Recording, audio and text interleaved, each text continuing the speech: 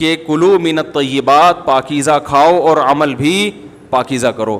تو جو اصل بات میں یہ محرم ہی کے حوالے سے یہ آیت کا میں نے انتخاب کیا تھا کہ جب آپ پاکیزہ کام کریں گے اور پاکیزہ کھائیں گے تو اس سے آپ لوگوں کو اچھے لگیں گے اور لوگوں کا دل چاہے گا کہ آپ جیسے بن جائیں.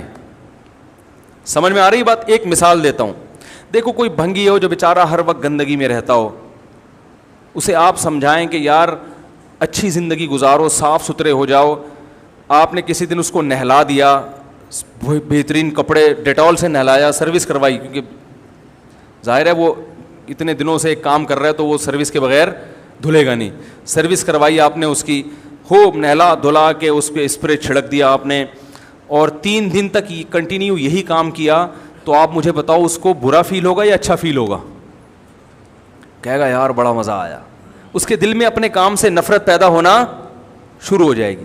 تو اچھی چیز میں, اچھی طہارت میں, پاکی میں اللہ نے اٹریکشن رکھی ہے.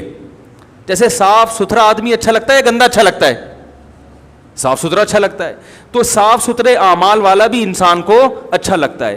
تو اللہ تعالیٰ نے اسلام کو جو ڈیفائن کیا 2 لفظوں میں, اچھا کھاؤ اور عمل اچھا کرو. کیا مطلب؟ ایسا کام کرو کہ غیر مسلم تمہاری طرف مائل ہوں کہ یار یہ بڑے اچھے ہیں. تو کوئی ایسی رسم اسلام میں جس کو دیکھ کر وحشت ہوتی ہو, اس کا مطلب ہے وہ اسلام, بولو بھائی, نہیں ہے. کوئی بھی آپ ایسا عمل کر رہے ہیں, لیبل اسلام کا لگا رہے ہیں, مگر اسے دیکھ کر غیر مسلم کو گھنٹوں گھنٹوں سمجھانا پڑتا ہے یہ کیوں ہو رہا ہے, اس کا مطلب ہے کہ یہ اسلام, بولو نا بھائی, نہیں ہے. تو آپ مجھے بتاؤ محرم میں جو کچھ ہو رہا ہے, کیا یہ غیر مسلم کو اسلام کی طرف مائل کرے گا؟ یہ عمل ہے بھائی؟ یعنی کوئی غیر مسلم اسے دیکھ کے مسلمان ہوگا کہ یار ماشاءاللہ بڑا زبردست اسلام ہے؟ افسوس ہمیں اس پر ہے کہ دیکھو جن کا مسلک ہے, جن کا فقہ ہے, وہ جو کچھ کر رہے ہیں انہیں کرنے دو. اپنے بارے میں یہ فیصلہ کرو کہ ہم سنی ہیں یا شیعہ ہیں. فرقے شروع سے چلے آ رہے ہیں نا, شیعہ اور سنی, ختم کرنا تو ممکن نہیں ہے. تو حضرت عیسیٰ علیہ السلام جب نازل ہوں گے تو تلوار کی زور سے تمام فرقوں کو ختم کر دیں گے. تو جو کام عیسیٰ علیہ السلام کا ہے وہ خود کرنے کی کوشش نہ کرو, جو حضرت مہدی کا کام ہے وہ خود کرنے کی کوشش نہ کرو. ہم کسی فرقے کو ختم نہیں کر سکتے, لیکن ہم اپنے آپ کو ڈیفائن کر سکتے ہیں. ہم یہ بتا سکتے ہیں کہ ہماری رائے میں صحیح کیا ہے. تو میرے بھائی, نبی صلی اللہ علیہ وسلم نے فرمایا 73 فرقوں میں سے ایک جنتی ہے. تو یا تو ادھر چلے جاؤ, یا بولتے کیوں نہیں, ابھی نہیں بول رہے تو پھر عمل کیسے کرو گے, یا تو پورے ادھر چلے جاؤ یا پورے ادھر آ جاؤ. مجھے خدا کی قسم اس پر کوئی اشکال نہیں ہوتا کہ شیعہ لوگ ماتم کیوں کر رہے ہیں, شیعہ لوگ یہ سب کچھ کیوں کر رہے ہیں, وہ جو ہے وہ مرثیے کیوں پڑھ رہے ہیں. مجھے اس پر اشکال نہیں ہوتا. ان کے دلائل ہوں گے ان کے پاس, ان کے علماء ان کو بتاتے ہیں. وہ کب کہتے ہیں کہ ہم سنی ہیں, وہ کب کہتے ہیں کہ ہم صحابہ کو حجت سمجھتے ہیں. ایک چیز کا انہوں نے دعویٰ ہی نہیں کیا تو ہم ان پر وہ کیوں تھوپیں ان کے سر پہ. لیکن میں آپ کی بات کر رہا ہوں, میں ان لوگوں کی بات کر رہا ہوں جو اپنے آپ کو سنی کہتے ہیں. تو بھائی پھر سنی ہو تو جو اہل سنت والجماعت کے جو چاروں مکاتب فکر ہیں, حنفی, مالکی, شافعی, حنبلی, اہل سنت کے ہیں نا, ان کی کتابوں میں کہیں بھی اس طرح کی کوئی چیز, بولو بھائی, نہیں ہے. ماتم کرنا اہل سنت کے ہاں جائز نہیں ہے. نبی صلی اللہ علیہ وسلم نے میت پر چیخو پکار کرنے کو حرام قرار دیا ہے.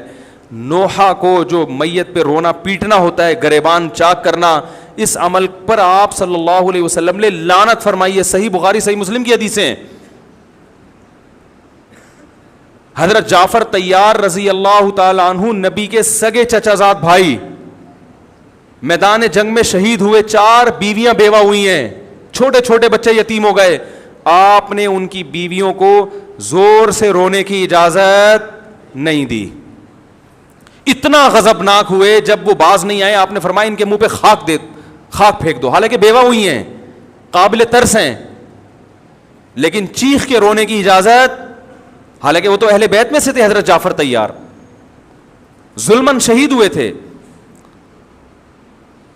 ہماری نظر میں حضرت حسین رضی اللہ تعالی عنہ کا قتل کربلا میں یہ تاریخ کا بدترین ظلم, اس لیے بدترین ظلم کہ آپ غیر مسلموں کے ہاتھوں شہید نہیں ہوئے, بلکہ ان لوگوں کے ہاتھوں شہید ہوئے جو اپنے آپ کو مسلمان کہتے تھے, اور مسلمانوں کی قیادت اس وقت ان کے ہاتھ میں تھی, حکومت ان کے ہاتھ میں تھی. لیکن اس ظلم پہ اہل سنت والجماعت کے ہاں جو سنی ہیں ان کے چاروں مکاتب فکر کے ہاں نہ رونے پیٹنے کی اجازت, نہ نوحہ کرنے کی اجازت, اور نہ میرے بھائی ماتم کرنے کی اجازت. میرے بھائی آپ لوگ اللہ کا واسطہ محرم میں مرثیے نہ لگائیں. ہر گاڑی میں کوئی نوحہ چل رہا ہے, کوئی شیعہ ہے تو ٹھیک ہے وہ کرے, سنیوں پہ یہ کام زیب نہیں دیتا, کیونکہ یہ منافقت ہے. پتہ ہی نہیں چل رہا آپ ادھر ہو یا آپ ادھر ہو, آپ کا مسلک کہیں نہیں پتہ چل رہا. ہمیں ایک مسلک کو فالو کرو. ہمارے ہاں محرم منحوس مہینہ نہیں ہے, ہمارے ہاں محترم مہینہ ہے, مبارک مہینہ ہے. امہات المومنین میں سے بعض کی اس مہینے میں شادی ہوئی ہے. ہم شہادت کو نحوست نہیں سمجھتے. 10 محرم پہلے سے مبارک تھا, حضرت حسین کی شہادت کی وجہ سے اور مبارک بن گیا, منحوس نہیں بنا. شہادت مبارک عمل ہے, منحوس نہیں ہے. ہم اس مہینے میں کالے کپڑے نہیں پہنیں گے, ہم اس مہینے میں خوشیاں منانے کو جائز سمجھتے ہیں. لوگ کہتے ہیں ان کو حسین سے محبت نہیں ہے. محبت کا جو طریقہ حسین نے بتایا اس طریقے پہ عمل کرنا حسین سے محبت ہے.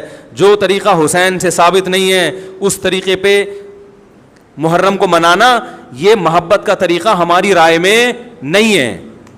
سمجھ میں آ رہی ہے بات کہ نہیں آ رہی ہے؟ اور ایک میں وضاحت کر کے بیان کو ختم کروں. بھائی یہ کوشش کریں گے نا اس کی, محرم نہ منحوس مہینہ ہے, نہ اس میں بلائیں نازل ہوتی ہیں, اس میں خوشیاں منانا بھی جائز ہے, اس میں نکاح کرنا شادی کرنا بھی درست ہے. یہ جو مشہور ہے محرم کی شادی ناکام ہوتی ہے 100% غلط ہے. جو شیعہ حضرات ہیں وہ بچیں اس سے.